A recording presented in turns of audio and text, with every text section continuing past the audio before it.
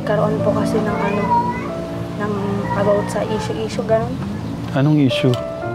May lalaki daw po ako. Wala kayo. Nagkaroon po ng ganun. Tapos may time na yung sa financial, naghalo-halo na. Tapos meron pa pong nagsusulsol na ibang tao, ganun. Dumating nga po sa point na dapat papapiliin ko na siya. Opo, totoo yun. Nagtinda po ulit ako ng mani.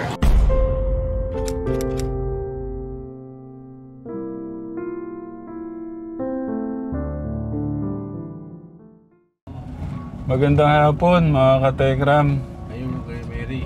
Saan yung gala Ate Mary? Ayun. Ang ating... dito tayo ngayon, katekram. Sa ating inaanak. Saan tayo pwede mag-park? Diyan, pwede na tayo dyan. Dito na. Oh, Mary. Hindi kayo makakadaan. Siya Mary. Diyan, pwede na dyan. Dito na lang. Okay. Di ba na Mary? Ni Ate Mary Chris. Isa sa scholar. Naalala mo yung maganda. Sabay lahat naman ng scholar natin maganda eh. Ayun o. Isa sa mga nagawang bahay po natin, katekram. Napagawa ng bahay. Dito tayo ngayon, katekram. Ikaw ng bahay. Kasi sobrang, parang kumbaga sa hindi na pwedeng gamitin yung bahay. Talagang pabagsak na. Hindi, bago tayo dyan kay Ate Mary, daanan ko muna itong inaanak ko dito. Kami na ako. Sama ako? Oo.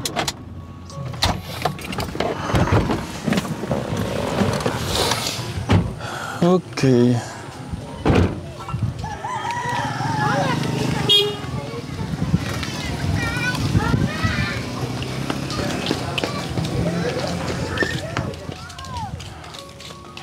Kumustahin muna natin, katekram, yung ating mga maganda't kwapot inaanak dito. Hindi ko tayo... Ano po ang lugar to? Cambio. Hello po. Nasa po yung mga inaanak ko.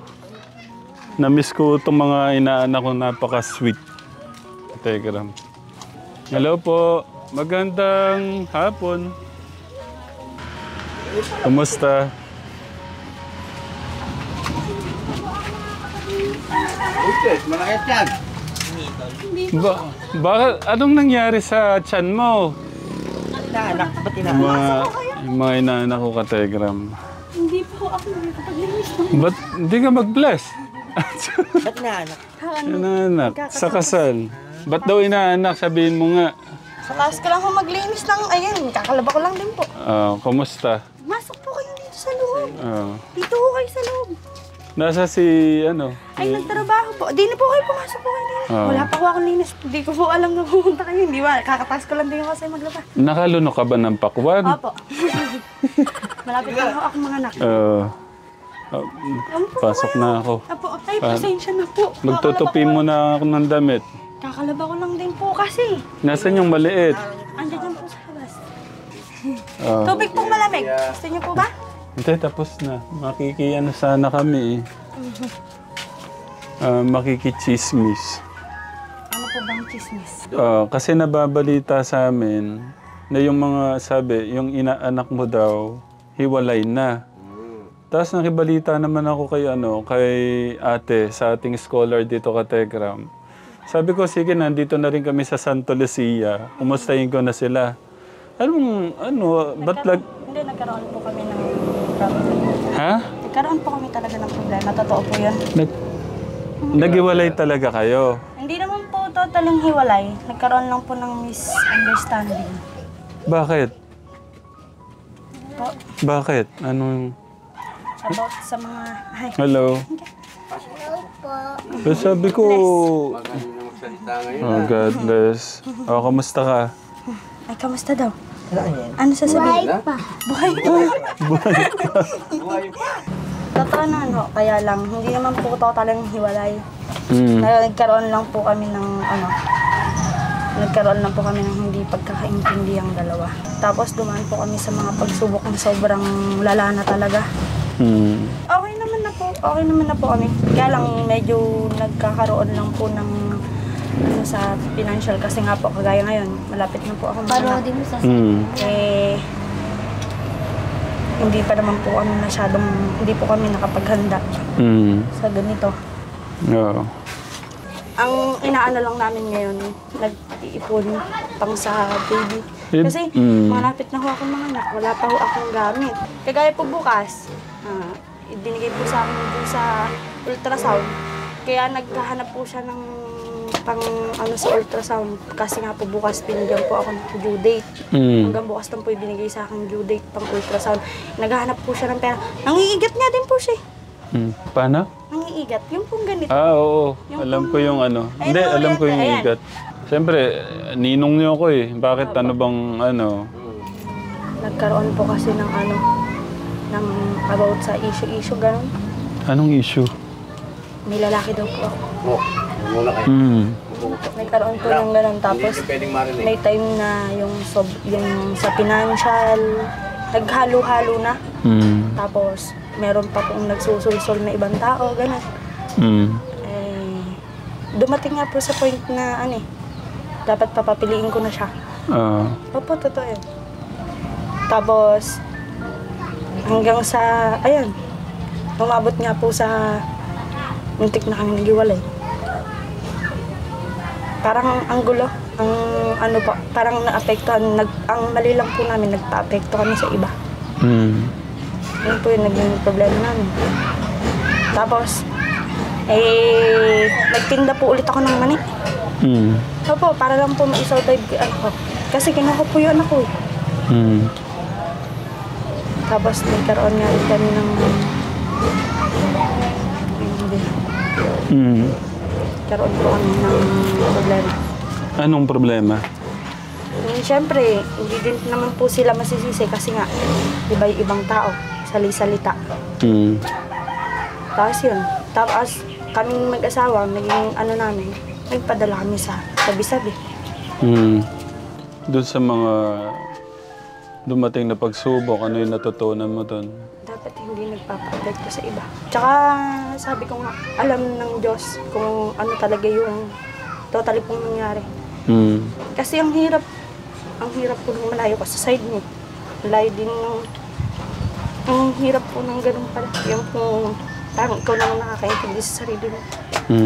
Totoo yun. Gaya po niyan, kung hindi pa ako kumapit, kung hindi ko po nilakasan yung loob ko nun, eh wala. Malamang po, naghiwalay talaga kami totally.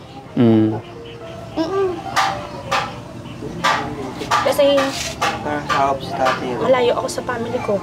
Tapos nandito ako. Tapos syempre yung mga sabi-sabi ng tao, hindi naman po naiiwas. Kaya, ayun, na masyado po ano. Pero ngayon, okay naman na.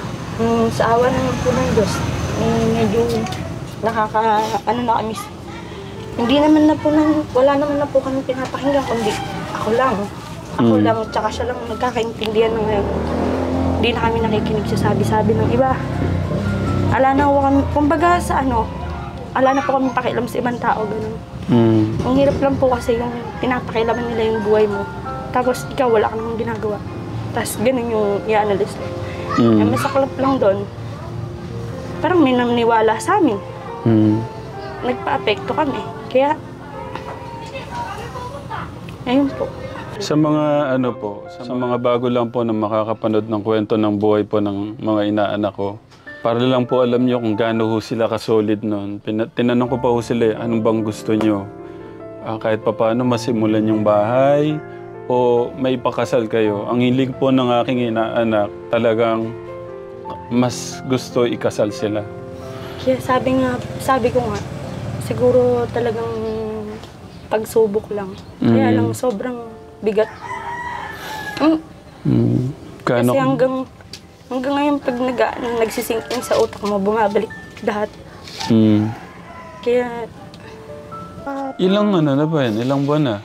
Sobra sa 7, kulang sa 8 po. Ano pa? Isang buwan pa? Nag-ano po ako, parang nagle-labor po ako. Kailan yung ilang check-up mo? Ay dapat po, sabi po sa akin bukas daw po bumalik ako. Kailangan po pag bumalik ako bukas, may hawak akong pera kasi bibili na daw pong gamit ng baby. Tsaka daw po ultrasound. Kaya po yan, nag-ano po siya ng trabaho para po kahit pa paano bukas. Malaki-laki din po kasi kailangan Oo. Kasi hindi pa din po ako nakakapagpa-check up sa papaanakan ko. Naghahanap din po siya ng perang pambibili ng gamit ng bata. Tapos, ipang ultrasound niya. Kailangan ko din po ng laboratory. Oo. Tapos, dumaan din po ako sa stress. Bakit? Opo, stress po ako. Ilang po ako nag-maintenance. Kasi po, uwi ako galing magtinda. Nagtinda po ako ng mani. Na-survive ko po yung birthday ng anak ko. Ako lang. Umiling po sa akin yung anak ko. Doon po naiyak. Kasi umiling sa akin yung anak ko. Sabi niya, mauwi na tayo kay Papa. Naaawa na ako sa'yo. Uuwi ka dito sa bahay. Wala man lang nag-aasikaso sa'yo. Wala man lang. Yung mang tatanungin, kumain ka na ba?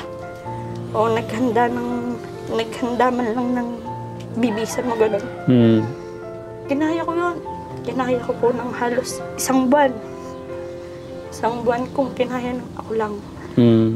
Kasi nga sabi ko, bibigyan ko siya ng space. Bigyan niya din ako ng space. Pero nag-aaral siya, nagpunta po siya doon. Weekly, pag po sumasahod siya, pupunta siya doon. Inaano niya anak niya. Tapos, Hindi. humiling po yung anak kong gano'n. Doon na po ako sa anak ko, sige, uuwi tayo. Tapos umuwi po kami dito. Ayan, hanggang ngayon. Hindi naman na po kami umalis dito Hindi, sino yung unang parang sumuko sa... Ako. Kaya ka umuwi? Ako po talaga. Siya, pilit na inayos. Sabi ko, anuhan muna natin, bigyan muna natin ng distance. Kahit konti lang, kahit ilang ano lang. Sabi niya, paano pag nasanay ka na nang ikaw na lang? Sabi ko, hindi ka ako mangyayari yun. Asawa ka ako kasal ka ako tayo. Isa pa ako, mahal kita. Mahal ko din ka ako, anak ko. Bigyan muna lang namin ng ano yung, para po makapag-isip kami tama. Tapos, yun. Nung binigyan niya po ako ng space, hanggang sa unti-unti naman nang nag-i-improve, yun po ba nakakalimutan ko na lahat ng sakit. Nakakalimutan niya na rin. Ayun. Umuwi na po kami rito. Tapos nung umuwi na kami rito, hindi na po kami umalis. Dito na, tapos, dapat nga po uuwi kami doon. Ngayon, kasi po bala ko sana kausapin yung magulang ko na doon na lang ako manganganak. At masyado pong mahal yung babayaran daw dito sa ospital. Pag daw po nanganak ako dito. Kulang na kulang nga po kami sa financial. Sabi niya sa akin, paano ka naman ako kung aalis na naman kayo? Kasi galing daw siya trabaho, sino naman daw po magbabantay sino naman daw po mag-aalaga sa kanya dito. Tama naman po siya, may katwiran siya. Isa pa, asawa niya ako, dapat kung nasan siya, nandun din ako. Ang inaalala ko lang po, para yung pong gagastusin sa ospital dito, alis na yon, hindi niya na po isipin. Kasi po doon daw libre, sabi ng papa ko. Sabi ko, doon na lang, doon na lang, kung mga anak. Sabi niya, dito na lang daw, magdodoble kahit na lang daw siya para hindi na daw po kami magkalayo-layo. Naaawa na din ako sa kanya, nakikita kong yung bang kahit anong gawin niyang trabaho. Sa sobrang mahal po kasi ng bilihin ngayon, sobrang hirap po sabihin na po natin kikita siya ng 300 sa isang araw. Kasi naghahalimaw po siya. Hindi naman po sila lagom-lagom. Buti po sana kung lagom sila. Paano yung lagom? Yung po bang 3 silang halimaw, kunwari yung magigiit po nila is 300 peso, ay 300 kaban. Doon po sa 300 na yon, sa na yon, kung 3 halimaw, bali 6 yung maghahati-hati. Gano'n lang po ba naman yung 300 na kaban? Sa 300 po na kaban, magkano lang yun? 900. May kita sila 300 isang araw. Anong oras uwi niya? Baka po mamayang gabi pa. Gabi pa? Hintayin na namin, okay lang? Kayo po mahala. Baka po maya-maya lang din, nandito na siya. Gusto niyo po ba munang magmerienda? Hindi, okay, busog kami. Tsaka ano? Kumain na ho ba kayo? Thank you. Ba't kaya bakit kaya ang likot ng isip ng ibang tao? Ba't kaya napag-iisipan? Ito lang ang, kasi yun yung tanong ko din. Bakit kaya ang likot ng isip ng tao? Bakit ka napag-iisipang ng lalaki? May lalaki? Bakit kaya ganun?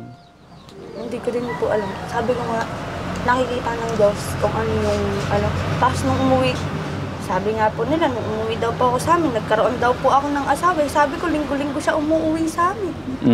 Nagkaroon daw po ako ng ibang asawa. Oo.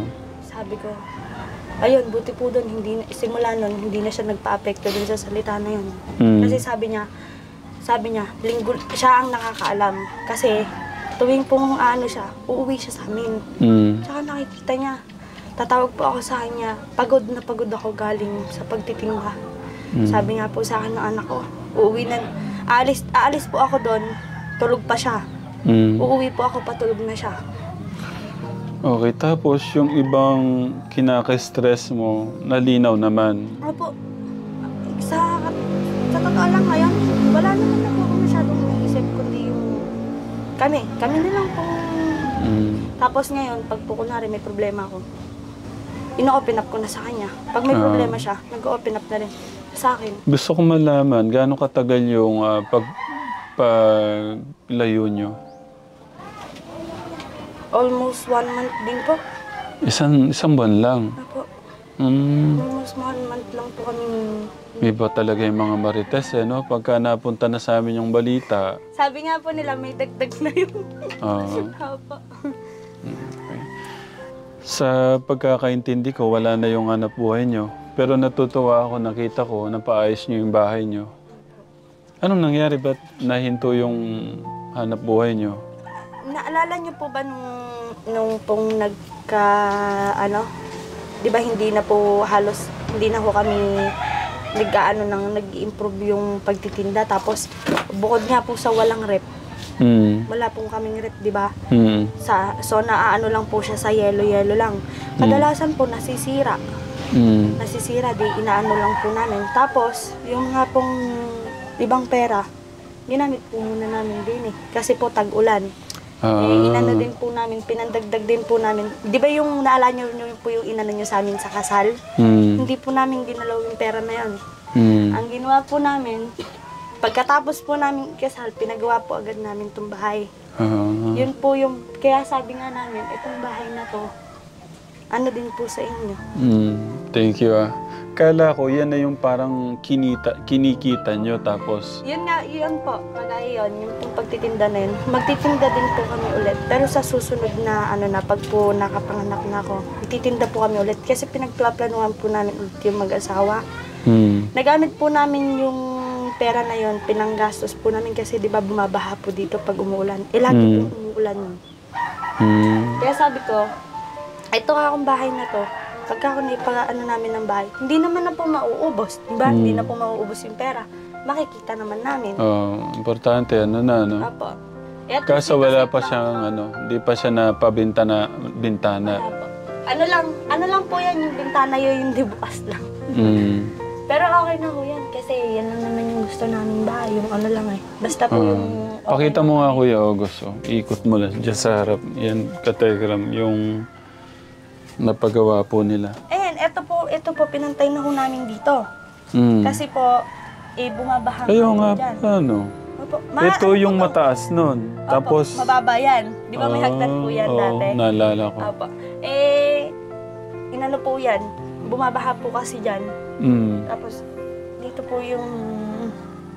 Ito po, inano ko na dito, pinantay na. Kumbaga dyan, 2 truck po na buhangin yung inano namin para lang po mapantay. Pero, ayan, hanggang ngayon, nakikita namin. Sabi nga namin, yung tarpaulin nga namin, nakatago pa. Sabi namin, ilalabas namin yung pag-anniversary na ulit. Kasi malapit na anniversary namin, malapit na rin po yung birthday ko. Di ba, birthday ko po nung kinasal birthday kami. Ba yun? Yun, anniversary po namin yun, tuloy birthday. Sabi niya, ikaw maghahanda, tayo? Sabi ko, hindi. Magkakain tayo sa labas. Hindi din ka ako. Gagawin natin? Dito lang ako tayo sa bahay. Kasi wala naman ako tayong, kumbaga, kaysa ipang, niya na lang, bumili na lang po siya ng pagsasaluhan namin sa lamesa. Tama. Tapos, yung iba, total, malapit naman na po akong manganak. Yan na lang po yung iyaan namin. Sa lahat ng mga nangyari, yung mga buhat nung nagkakilala tayo, pinapili ko kayo sa kahit papano yung pang dagdag sa bahay o doon sa kasal. Doon muna sa ano lahat talaga yung mga natutunan natin sa mga pagsubok.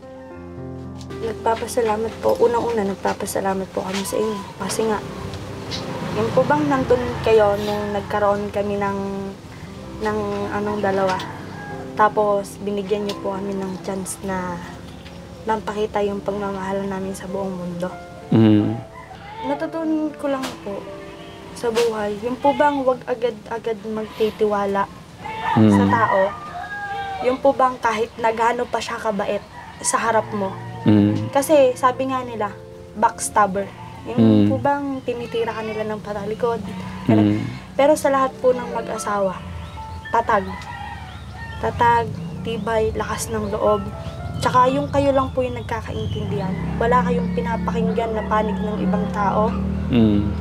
Yun po yung maipapayo ko sa kanila. Tsaka wag silang nakikinig agad-agad sa salita ng iba. Kasi sa huli, sila lang din mag-asawang magkakaunawaan. Sila lang din ang magtutulungan. Wala naman pong iba. Hindi naman po din makakatulong yung ibang tao. Kagaya po yan, yung mga po nagsasabi, ano po sila ngayon? Nasa po sila ngayon? Hindi ko naman po sinasabing nakaangat ako. Dahil sa mga nila. Pero hindi po ako yung dati nilugmok. Yung po down na ako, nilugmok pa nila ako ng gusto. Ngayon, tingnan mo. Ramdam ko sa sarili ko na wala akong tinatago. Wala akong... Yung po bang ang gaan sa pakiramdam na nagkakaintindihan kami mag-asawa. Walang sekretuhan, walang kahit na anong bahid na yung kung sasabihin nila dyan. Kumbaga ako, kasi ako ngayon, ako sa buhay ko eh. Kumbaga kontento na ako. Opo, masaya po ako sa buhay ko ngayon. Kasi yung buhay ko ngayon, okay na sa akin eh. Kumbaga, di ba, mas okay po noon. Mas naging po ako ngayon. Kasi noon, di ba hindi po ako lumalabas ng bahay nung natulungan niyo po ako. Sinasabi nila, natulungan lang, mayabang na, ganun-ganun. Wala naman po akong pinagyayabang, nagpapasalamat lang po ako. Iba po yung kayabangan sa pasasalamat. Sabi ko, ang galing ka ako talaga ng tao. Pag talaga inggit ang umiral, wala. Sisirain ka. Alam mo yung ilalagpak ka nila sa lupa. Sabi ko nga po, Diyos ang nakakaalam kung ano talaga yung nangyari. Yung buhay ka, Tekram, talaga, hindi natin kailangang magpaliwanag sa iba. Ang importante kung ano yung samahan yung mag-asawa, pamilya, masaya kasi. Tsaka yung kayo lang nagkakaintindihan, walang inintinding iba. Oo, yun lang. Kasi pag nakinig sila sa ng iba, walang mangyayari. Trust me. Tama. So okay na ako, at least, naging sa akin. Kasi po ang hirap ngayon ng pera, di ba? Pag gumagalaw siya. Nasaan? Sa amin, lumabas na Dito ba? Ayan, hindi siya pantay yun. Hindi din siya.